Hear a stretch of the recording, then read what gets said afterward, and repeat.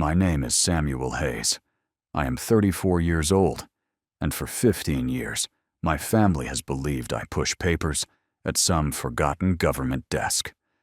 My younger sister, Elena, is the golden child, the decorated Navy pilot, the one whose name makes my father's chest swell with pride. And me? I'm just the brother who couldn't hack it, the disappointment, the one who chose a keyboard over a cockpit. But they have no idea what I really do. And today, at my sister's medal ceremony at the United States Naval Academy, they're about to find out in the most humiliating way possible. Not for me, for them. Before I tell you what happened at that ceremony, let me take you back to where this all began.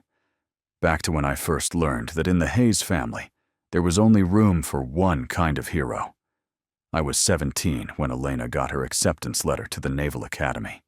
My father, Captain David Hayes, retired, threw the biggest party our neighborhood had ever seen.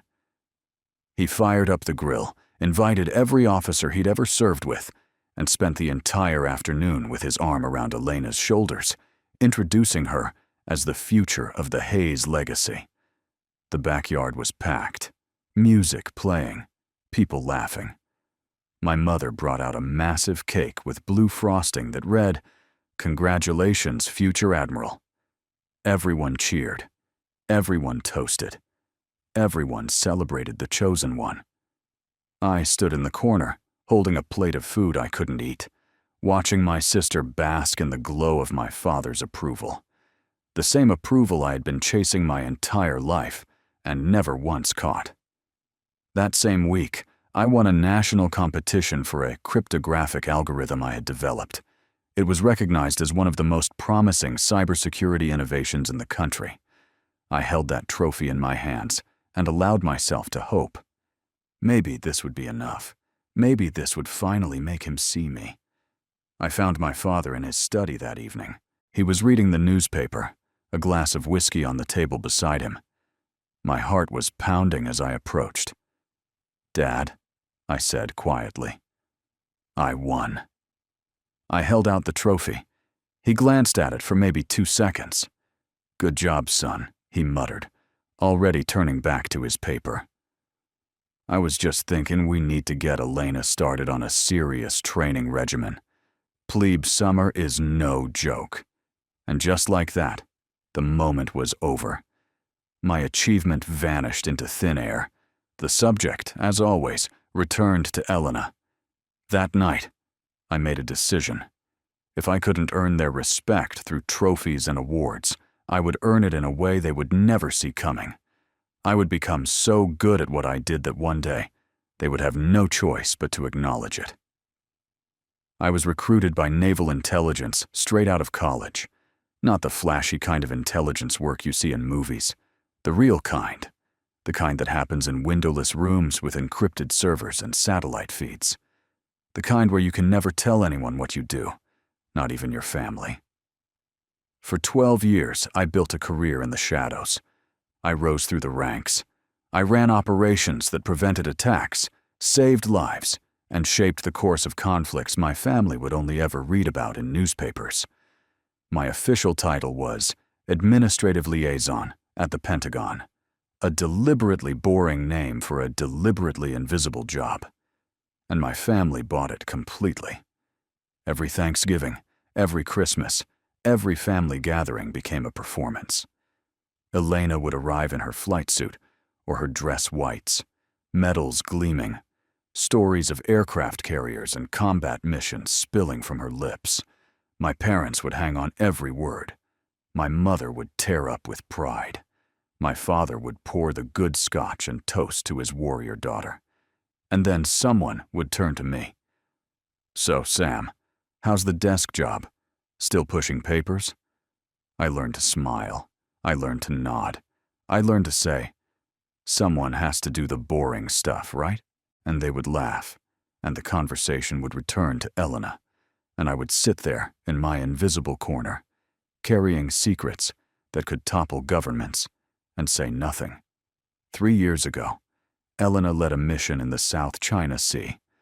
A high-stakes reconnaissance operation that was supposed to be routine. Intelligence had cleared the route. The mission was greenlit at the highest levels. What Elena didn't know, what she couldn't know, was that the intelligence that cleared her path came from Midisk.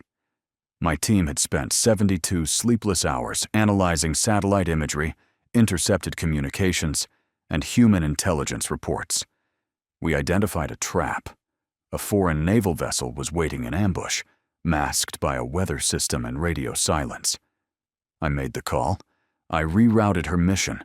I gave her team a new flight path that added 3 hours to their operation but kept them alive. Elena came home a hero. She was praised for her quick thinking, her adaptability, her leadership under pressure. She received a commendation. My father cried actual tears of pride at her homecoming dinner. No one knew that I was the reason she came home at all. I never said a word. Which brings me to the ceremony.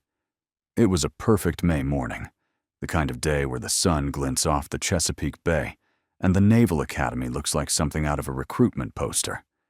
Elena was receiving a major award for her career of distinguished service.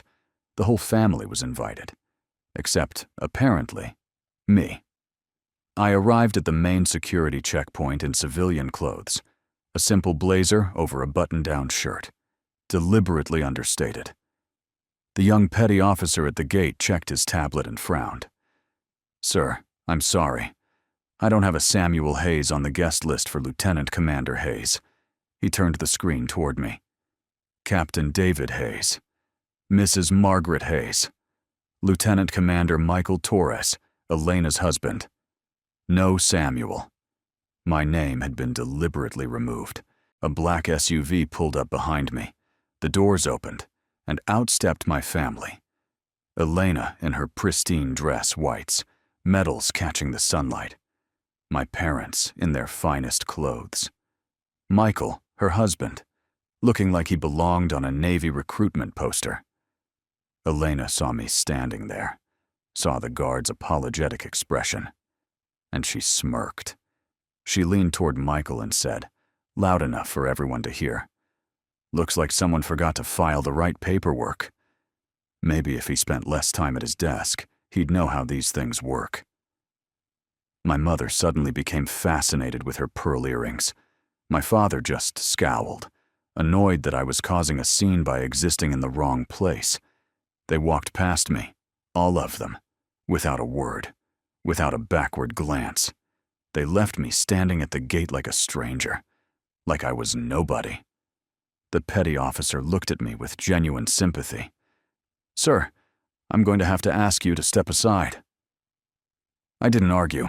I watched my family disappear into the ceremony grounds, and I let the humiliation wash over me. I let it crystallize into something cold and hard and patient, because I knew something they didn't.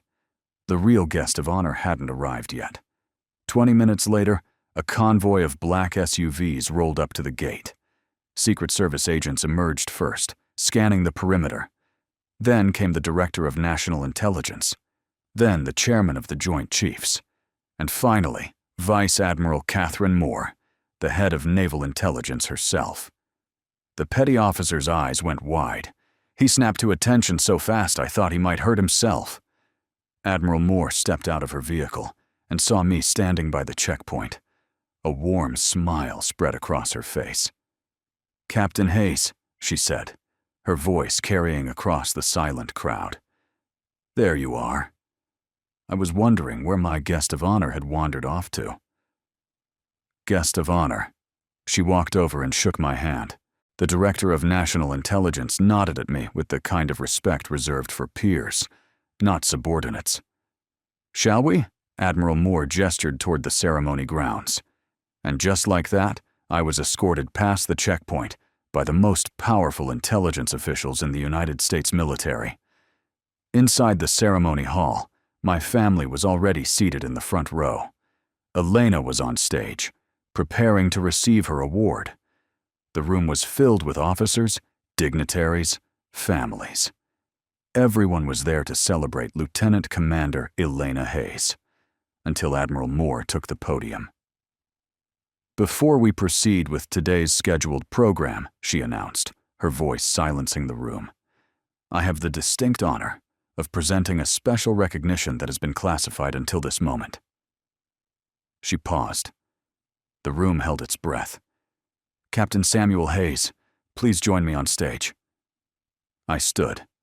I walked down the center aisle, feeling the weight of every stare. I climbed the steps to the stage and stood beside Admiral Moore, facing the audience. Facing my family. My father's face had gone pale. My mother's hand was pressed against her mouth. Elena looked like she had seen a ghost. For the past 12 years, Admiral Moore continued. Captain Hayes has served as one of our nation's most critical intelligence operatives. His work has prevented attacks, saved countless lives, and directly supported operations across every theater of conflict. Much of his service must remain classified, but I can tell you this. She turned to look directly at Elena. 3 years ago, Lieutenant Commander Hayes led a mission in the South China Sea. That mission was saved, and her team brought home alive, because of intelligence work conducted by her brother. Captain Samuel Hayes identified an enemy ambush that would have resulted in the loss of her entire squadron. He rerouted the mission, he saved her life, and he never told a soul. The room was silent. Absolutely silent. Admiral Moore opened a velvet box. Inside was the Navy Distinguished Service Medal, one of the highest honors a naval intelligence officer can receive. She pinned it to my chest. "Captain Hayes, on behalf of a grateful nation, thank you for your service." The applause that followed was thunderous, but I barely heard it. I was looking at my family. Elena's face had crumbled. The smirk was gone, replaced by something I had never seen from her before. Shock. Shame. The slow, dawning realization of what she had done. My mother was crying openly now. My father sat frozen, his face a mask of disbelief. After the ceremony, they found me in a private reception room. My father was the first to speak. His voice cracked in a way I had never heard before. "Sam," he said, I didn't know." "I know, Dad." I poured myself a glass of water. That was the point. Elena stepped forward. Her eyes were red. "All those years," she said, her voice barely a whisper. "All those times I made jokes about your desk job, and you never said anything. You just let me. I let you believe what you wanted to believe," I said calmly. "It wasn't my job to correct you. It was my job to keep you alive." She flinched like I had slapped her. My mother reached for my hand. "Can you ever forgive us?" I looked at her. I looked at all of them. The family that had dismissed me, ignored me, erased me from their guest lists and their pride. The family that had made me feel invisible for 15 years. "Forgiveness isn't what you need from me," I said quietly. "What you need is to understand something. I didn't do any of this for your approval. I stopped needing that a long time ago. I did it because it was right, because lives depended on it, because that's who I am." I set down my glass. If we're going to have a relationship going forward, it starts with respect, real respect. Not the kind you give to medals and uniforms, the kind you give to a person. I walked toward the door, then paused. Think about it. 6 months later, I walked into my parents' living room and saw something new. A display cabinet made of dark cherry wood stood against the wall. My father was polishing the glass. Inside, his medals and my grandfather's were arranged on the lower shelves. But in the center, at eye level, sat my Navy Distinguished Service Medal. Next to it was a framed photograph of Admiral Moore pinning it to my chest. "Your father built it last month," my mother said softly. "He said it was time the Hayes family display told the whole story of service. Not just combat. All of it." That evening, dinner was different. The competition was gone. The performance was over. For the first time, my father asked me real questions about my work. For the first time, Elena admitted that some of her tactical decisions had been influenced by things she'd learned from me without realizing it. My mother raised her glass. "To all the Hayes children," she said, "in all their forms." Later, Elena and I sat on the back porch, watching fireflies blink in the darkness. "I'm sorry, Sam," she said quietly. "I was so insecure, so desperate to be the favorite, that I couldn't stand seeing you succeed in a way I didn't understand. I needed to be the hero, and I made you feel like nothing." I nodded slowly. For the longest time, I thought I needed this family's approval to feel whole. But those years of being invisible taught me something more important. My worth was never yours to give.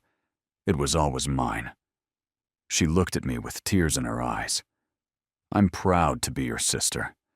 And for the first time, I could say it and mean it completely. "I'm proud to be your brother." The peace I felt wasn't victory. It was something better. It was acceptance. A dawn I had built for myself. If you've ever felt invisible to the people who should have seen you most clearly, I want you to know something. Your worth is not determined by their blindness. It lives inside you. It always has. Before you go, drop a comment and tell me where you're watching from. I love seeing how far this story travels and connecting with all of you around the world. And if this story touched something in you, hit that subscribe button and share it with someone who needs to hear it today. Your support means everything.